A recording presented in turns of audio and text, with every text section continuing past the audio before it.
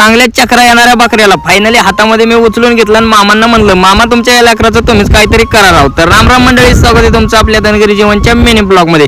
मामांच्या वाड्यावरती येऊन दोन आजीबाई मामांच्याच बकऱ्याला चांगल्याच भेट होत्या. मग काय मित्रांनो, आजींना सांगितलं बा आजी मामांची मेंढर काहीच करणार नाही तुम्हाला.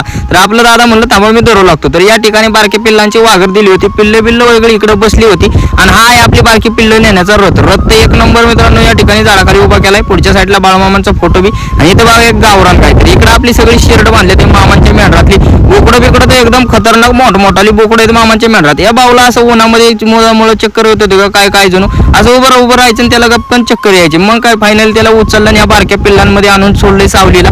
सगळी पिल्लं राहिल्यात सावलीला उभी आणि या ठिकाणी गाय होती. म्हणलं गायला आपला हात लावा. गावरान गाय मित्रांनो एकदम हात लावलेला पवित्र असते. तरी या गाय आपली उभी राहिली होती, काय करत नव्हती, एकदम गरीब होती. असं येडकं आणि गावरान गाय तुम्हाला फक्त आपल्या बाळमामांच्याच मेंढरात बघायला भेटू शकते बरं का. गाय बी या ठिकाणी मस्तपैकी उभी राहिले, कोणाला काय करत नाही, मारत विरत नाही. तर फायनली आता ती वेळ आलेली आहे आणि आपल्या मामांची सगळी मेंढरं रानात घेऊन जायचे चारायला. सगळं मेंढकं जेवण बिवून आले तर इकडे तिकडे गेले, मेळे घ्यायचं चालले. तर मित्रांनो हा आपला पार्ट 2 होता आणि अजून बराच व्हिडिओ आहे शिल्लक, त्याकरता आपण पार्ट 3 तयार करणार आहे. तर हा ब्लॉग कसं काय वाटला कमेंट करून नक्की सांगा. पुढचा पार्ट पाहण्यासाठी आपल्याला फॉलो बी नक्की करा.